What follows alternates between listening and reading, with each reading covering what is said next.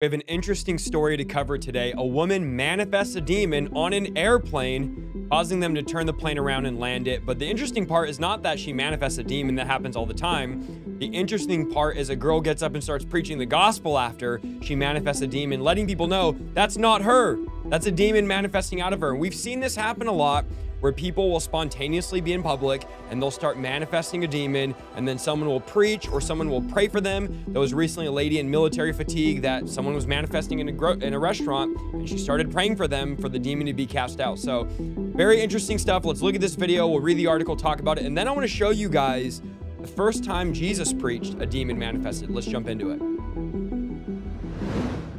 Okay, here's our story today. Airline passenger freaks out on Frontier flight. She's possessed. She needs help. And I'm going to play this video here in a minute. A passenger on a chaotic Frontier Airlines flight had a bizarre meltdown while a self-anointed, I think it means self-appointed, but also self-anointed would work. Self-anointed preacher proclaimed the troubled traveler was possessed, according to a recently uploaded video. The shocking footage posted on Reddit Sunday starts with a woman with short brown hair screaming in agony as staffers and other passengers, including a woman in a gray beanie, try to get her under control. "Stop pulling on my arm," the woman yells, in part of an expletive? I don't even know what that means. Expletive laden, I don't even know that word. Whatever. The nearly 4-minute clip cuts to a man on the plane exchanging words with a flight crew member before the distressed woman starts climbing over a row of seats. "Stop blocking me," the woman screams in the face of another crew member with Olympic-style hurdles. And there she is there, which we're going to play the video here. She's trying to climb over the chairs here. Now, the girl closest to her is the one that says she's possessed, so she had the best view, and we're going to look at that. During the madness, a flight worker urges passengers to take their seats. The footage was then fast forward to the woman in a beanie climbing out of the brouhaha. Shows there's a real devil that wants to kill each and every one of you, including your family members. That's not her. She's possessed. She needs help. And this is the woman that starts preaching. We're going to watch this video. She then preaches about the importance of Jesus Christ. If y'all don't have a relationship with Jesus Christ, I suggest you find one. The woman in the beanie then calmly sings a hymn as the staff still struggles to keep the woman with brown hair under control, the footage shows. Third woman with headphones seems to comfort the erratic woman with a long hug as the woman continues to sing.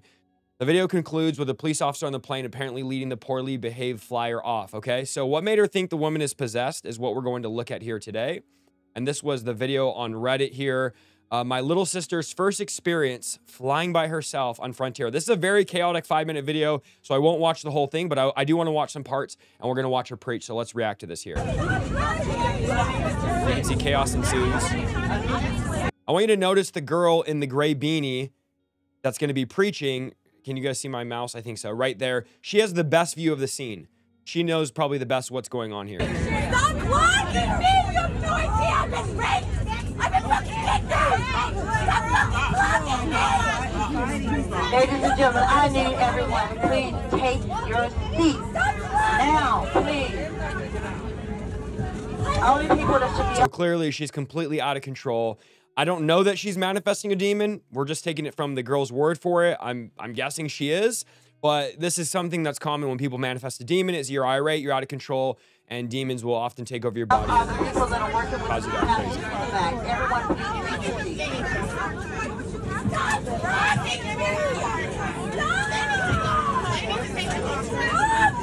Hands up in the air! Look at this man! Oh my God! Not happen for no reason. This is evidence that there's a real devil that wants to kill each and every one of y'all. So she said there's a real devil that wants to kill each and every one of you. So she was the closest during the 5-minute video. Of course, we're not going to watch the whole 5 minutes because it's loud, it's chaotic, the audio is really bad, so I'll save your ears. But she's saying, this is a devil, y'all. This is not just the woman freaking out, having some type of seizure or panic attack. This woman is possessed, which I teach demonized because the Bible doesn't say possessed. It says demonized is the original word. But this woman has a demon she needs help from, and this girl decides to just get up and start preaching. Including your family members. That's not her. She's possessed and she needs help. And I'm sorry to say it like that, but I'm telling you right now, Jesus Christ is the way, the truth, and the life. And there's... Shout out to this girl to get up boldly and preach in front of a plane of people, saying Jesus Christ is the way. This woman needs help. Nobody is going to come to the God, the Father, without Jesus Christ. And I'm telling you right now, nobody's going to come to the Father without Jesus Christ. I mean, that's good preaching. The only thing y'all need to trust Him in the name of Jesus. I command the spirit of peace. And as anybody knows, who doesn't have a relationship with Jesus Christ? And now she's saying, does anybody in here not have a relationship with Jesus? So Again, this is like bold. And I know some of you, listen. I know some of you are like, oh, I would never do that. I would never get up there and start preaching to people and interrupting people's thing.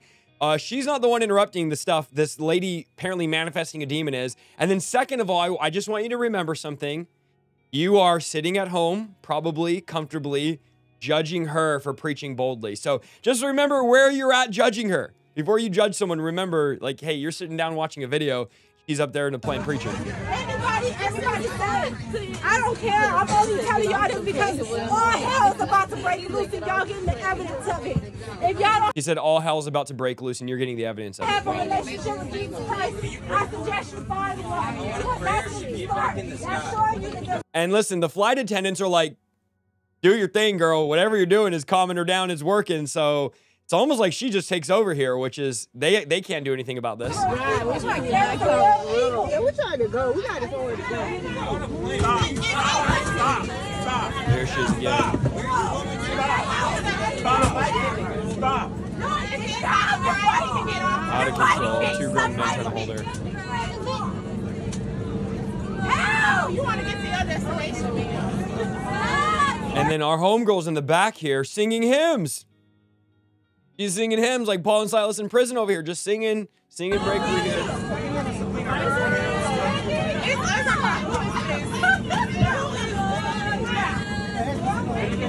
Worshiping over there where they serve food at and all that. We're worshiping by the coffee pot. Ain't nobody scared. Let her go.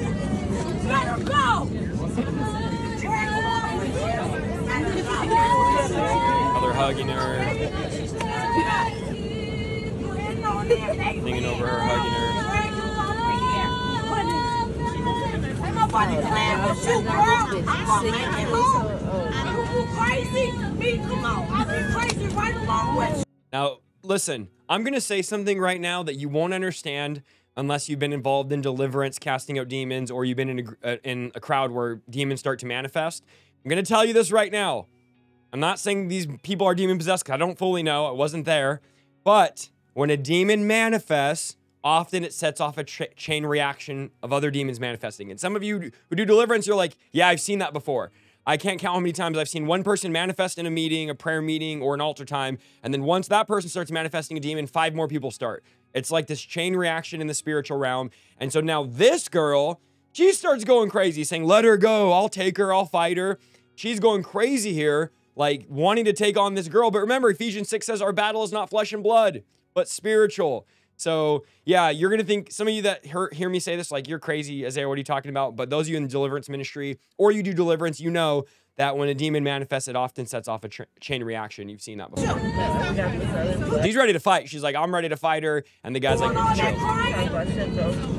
And you know, people are mad because their flight's now it went from a 3-hour flight to a 6-hour flight, and they had to stop in Dallas to drop it off. So of course people are mad. There's a police obviously coming to take her off.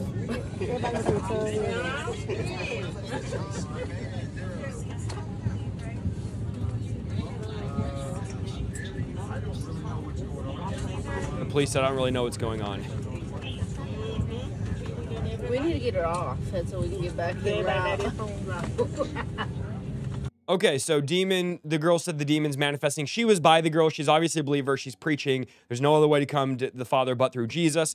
Now I want to look at, actually, when Jesus showed up in the Bible in Mark chapter 1, demons manifested when Jesus showed up. It wasn't abnormal in the Bible for a person to manifest a demon just because it's abnormal in the American church or in the life of most Christians. Everywhere Jesus went, he cast out demons, and oftentimes demons manifested. Let's look at Mark 1 here. This is Mark 1:21, Jesus launching his public ministry. Then they went into Capernaum, and immediately to the Sabbath, he entered the synagogue, and he taught. And they were astonished at his teaching. This is Jesus' teaching. For he taught with one that having authority, and not as the scribes. So he didn't teach the way the scribes and religious people taught. Jesus taught with authority. Now there was a man in their synagogue with an unclean spirit, and he cried out, saying, let us alone. So now you have a man, look at this, crying out. But is it the man crying out, or is it the demon manifesting? It's the demon, because the man saying, let us alone. Some translations say, leave us alone. What do you mean us? It's just one guy manifesting a demon. but the demon speaking plural, because again, it's the demon speaking. And interesting, the first person to ever manifest a demon in the New Testament was a religious person in a synagogue. Now, I'm not saying he was a Christian or a believer, because there was no true Christians till after the cross, but isn't it interesting that when Jesus shows up, religious people manifest? Just saying. What have we to do with you, Jesus of Nazareth? What have we? There we have again the demon speaking and the demon manifesting. Did you come to destroy us? I know who you are, the Holy One of God. Here's the crazy part. The demons recognized who Jesus was before the religious people did. The demons responded to Jesus better than the religious people. And that's a whole nother sermon here. But Jesus rebuked him saying, be quiet and come out of him. Now we know why Jesus told him to be quiet, because later the Bible says Jesus told the demons to be quiet so they wouldn't reveal who he was. Jesus doesn't want the demon revealing who he is before he reveals who he is. So now he's saying, we know who you are. You're Jesus of Nazareth. So they recognize who he is before he even said who he was. And then Jesus says, be quiet and come out of him. Look at this. And when the unclean spirit had convulsed, and I know a lot of you are like, why do people convulse in Deliverance and it's loud and theatrical? It's not that we try to make it like that. It's that when demons manifest, they convulse, they shout, they scream. We see this happening all through Jesus' ministry. We see this in Acts chapter 8, demons screaming as they left their victims. So this is biblical. I don't know what to tell you. You don't like it? It's biblical. He convulsed and cried out. So the demon cried out with a loud voice and came out of him. We see the same parallel in Acts chapter 8 when Philip is casting out demons. The demons screamed as they left their victims. There was great joy in that city. There's a really interesting sentence that goes together. The demon cries out of the man and comes out. Then they were all amazed, so that they questioned among themselves, what is this? What new doctrine is this? And this is usually what happens when you start casting out demons, because it doesn't happen much in the church, even though it should. People accuse you of having some new doctrine. What are you teaching, Isaiah? Some new stuff on deliverance? No, we're not teaching anything new. This is in Mark chapter 1. Go read your Bible. For with authority, he commands even the unclean spirits and they obey him. This is the God we serve. Has power over unclean spirits. And then later we're going to see he gives that power to the disciples. And then Mark tells us all believers have that power. And then look what happens. This is the first time in the Bible we see this. And immediately his fame spread through all the region of Galilee. So deliverance, or the casting out of demons, exorcism, is what caused Jesus's fame to first spread throughout the region of Galilee. It was him casting out demons. Everybody started talking about it. This man has authority over unclean spirits. And then we see in Mark 1:39, let's fast forward here. Look at this. Okay, watch this. Mark 1:39. And he was preaching in their synagogues throughout all of Galilee and casting out demons. So one translation says he went from synagogue to synagogue casting out demons. So Jesus, this was not an isolated event. Jesus was constantly dealing with demonic spirits everywhere he went. Here's the reality. We live in a fallen world, and there are disembodied spirits, unclean spirits, persons without bodies that inhabit people. So in Matthew 12, Jesus says the demons call us their home. So everywhere you're going and interacting with people, people have demons, whether they're manifesting or hiding. The case is we live in a fallen world where demons are real. And as believers, we've been equipped with authority. Now, casting out demons is not a biblical office. Like Ephesians 4:11 says there's apostles, pastors, evangelists, teachers, and prophets. That's not what casting out demons is. It's not a special calling, and it's not a spiritual gift. According to 1 Corinthians 12, there's the 9 spiritual gifts. It's not one of those. Deliverance, or the exorcism, or the casting out of demons, is a call of every believer. We've all been given this power. We've all been given this authority. Every disciple that Jesus had, he sent to cast out demons. The 12 in Matthew 10, the 72 in Luke 10, Mark 16:17, all believers can do this, okay? So we need to be equipped and trained and ready. And this woman was. She was on the plane ready to go and was old enough to get up and preach the gospel. I hope I would respond in that same way. In that scenario, I hope I would be the one. I could say I would be if someone's manifesting, to get up there and help the flight attendant be front and center, right there casting out a demon, right there in the airplane, commanding that demon to leave her. So we as believers need to be ready. I'm not saying you have to go chasing demons and looking for a demon under every rock, but if you're a believer, according to 2 Corinthians 5:17, you're an ambassador of Christ. You are a Christ ambassador, and so you should at least be able to do something like this, to cast out a demon or to preach in an airplane. And I'll link down below in the description 7 steps to casting out a demon. I'll literally teach you in the video down below how to cast out a demon if you don't know how. Biblical way. It's very simple. We all should be trained and equipped. Let me know if you want more content like this.